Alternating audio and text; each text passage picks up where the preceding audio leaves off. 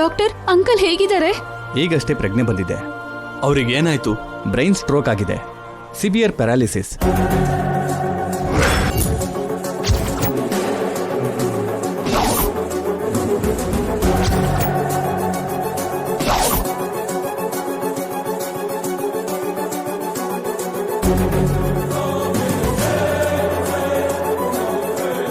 Doctor ಏನ್ ಹೇಳ್ತಿದ್ದಾರೋ ಕೇಶವ?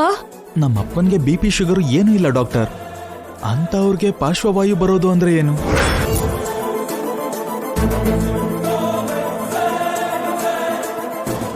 ಏನು ಅವ್ರಿಗೆ ಪಾರ್ಶ್ವವಾಯು ಆಗಿದ್ಯಾ?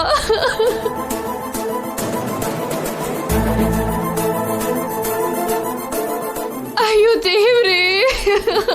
ಭಯ ಪಡಬೇಡಿಮ್ಮ, ಸದ್ಯಕ್ಕೆ ಪ್ರಾಣಾಪಾಯ ಏನೂ ಇಲ್ಲ. ಅಂಕಲ್ಗೆ ಬ್ರೈನ್ ಸ್ಟ್ರೋಕ್ ಯಾಕೆ ಬಂದಿದೆ ಡಾಕ್ಟರ್? ಬಿಪಿಯಿಂದನೋ ಶುಗರಿಂದನೋ ಬಂದಿದ್ದಲ್ಲಮ್ಮ. ಪೇಷಂಟ್ ಯಾವುದೋ ತೀವ್ರವಾದಂಥ ಶಾಖ ಗುರಿಯಾಗಿದ್ದಾರೆ. ಅದರಿಂದ ಮೆದುಳಲ್ಲಿ ಒತ್ತಡ ಜಾಸ್ತಿಯಾಗಿ ಸ್ಟ್ರೋಕ್ ಆಗಿದೆ. ಪ್ರಜ್ಞೆ ಬರ್ತಿದ್ದಾಗೆ ಏನೋ ಹೇಳೋದಕ್ಕೆ ಪ್ರಯತ್ನ ಮಾಡ್ತಿದ್ದಾರೆ. ಎಷ್ಟೇ ಖರ್ಚಾದ್ರೂ ಪರವಾಗಿಲ್ಲ, ಅವರು ತಕ್ಷಣ ನಾರ್ಮಲ್ ವ್ಯಕ್ತಿ ಆಗ್ಬೇಕು. ಅದು ನೀವು ಕೊಡೋ ದುಡ್ಡಿಂದನೋ ನಾವು ಮಾಡೋ ಟ್ರೀಟ್ಮೆಂಟಿಂದನೂ ಆಗಲ್ಲ ಸರ್. ದುಡ್ಡಿಂದ ಆರೋಗ್ಯ ಕೊಂಡ್ಕೊಳಕ್ಕಾಗಲ್ಲ. ಅವರು ಚೇತರಿಸ್ಕೊಳ್ಳೋದಕ್ಕೆ ಎಷ್ಟು ಟೈಮ್ ಆಗುತ್ತೆ ಹೇಳಕ್ಕಾಗಲ್ಲ. ಕೆಲವು ಗಂಟೆಗಳು, ಇಲ್ಲ ದಿನ, ವಾರ ಕೂಡ ಆಗ್ಬೋದು.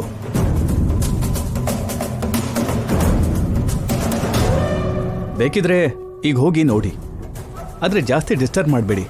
ಸ್ಟ್ರೆಸ್ ಜಾಸ್ತಿ ಆದರೆ ಕಷ್ಟ.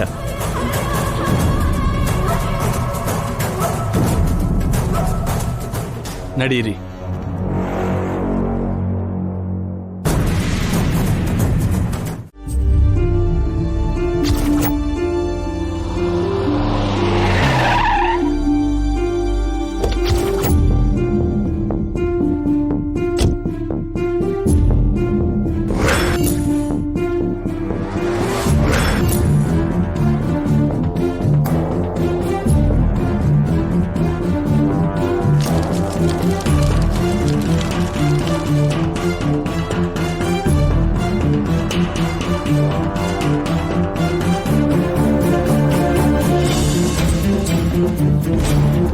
ನಮಸ್ಕಾರ ಸ್ವಾಮಿ. ನಮಸ್ಕಾರ ನಮ್ಮ. ನಮ್ ನಾಣಿ ಅಂಕಲ್ ಇಲ್ಲಿಗೆ ಬಂದಿದ್ರು ಅಲ್ವಾ? ಬಂದಿದ್ರಮ್ಮ. ಅಂಕಲ್ ನಿಮ್ಮನ್ನ ಭೇಟಿ ಮಾಡಿದ್ರಾ? ಭೇಟಿ ಮಾಡಿದ್ರು. ಅಂಕಲ್ ಹತ್ರ ನೀವೇನಾದ್ರೂ ಹೇಳಿದ್ರಾ? ಎಲ್ಲ ಹೇಳಿದೇನಮ್ಮ. ಏನ್ ಹೇಳಿದ್ರಿ? ಅದು ನಿನಗೆ ಪ್ರಾಣ.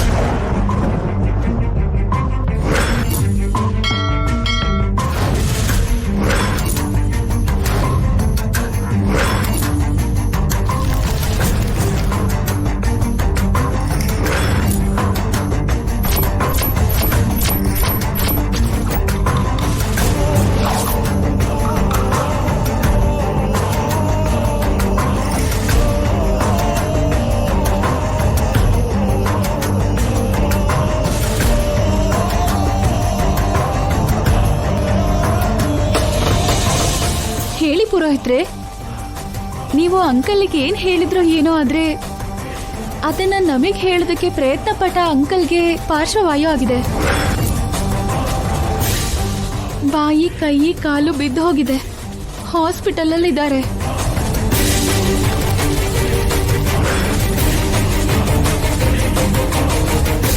ಇಲ್ಲೇನ್ ನಡೀತು ಅಂತ ಹೇಳಿ ಪುರೋಹಿತ್ರೆ.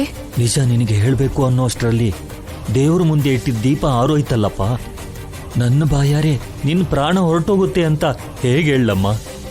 ಏನ್ ಪುರೋಹಿತ್ರೆ ಹೇಳಿ. ನಾಣಿಯವರಿಗೆ ಏನ್ ಹೇಳ್ಬೇಕೋ ಅದನ್ನೆಲ್ಲ ಹೇಳಿದಿನಮ್ಮ. ಅದನ್ನ ಮೀರಿ ನನ್ನನ್ನೇನು ಕೇಳ್ಬೇಡಮ್ಮ. ಅಯ್ಯೋ ಪುರೋಹಿತ್ರೆ, ಪುರೋಹಿತ್ರೆ!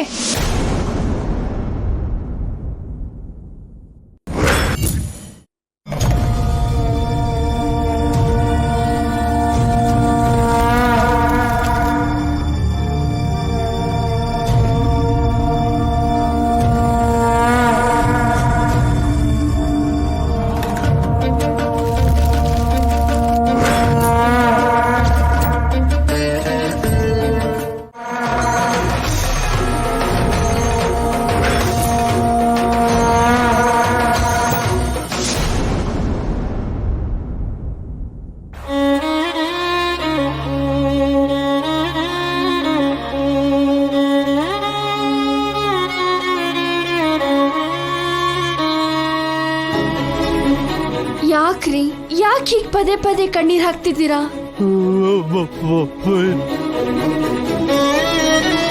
ಏನು ಅಂತ ಹೇಳ್ರಿ.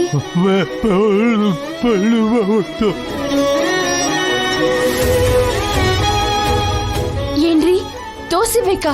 ಜ್ಯೂಸ್ ಬೇಡ್ವಾ?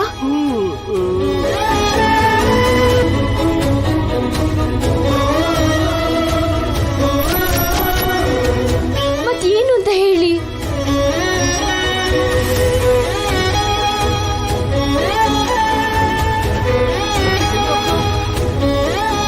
ಪೆನ್ನು ಪೇಪರ್ ಬೇಕಾ? ಮೊದಲು ಸ್ವಲ್ಪ ಜ್ಯೂಸ್ ಕುಡೀರಿ.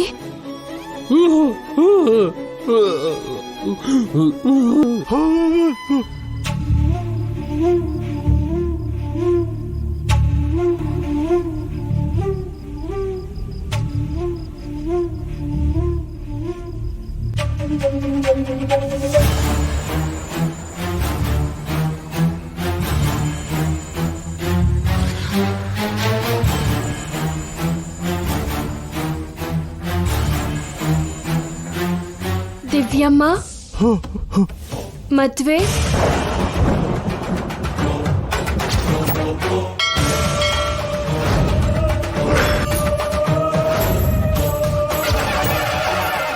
ಮಾಡ್ಕೋ.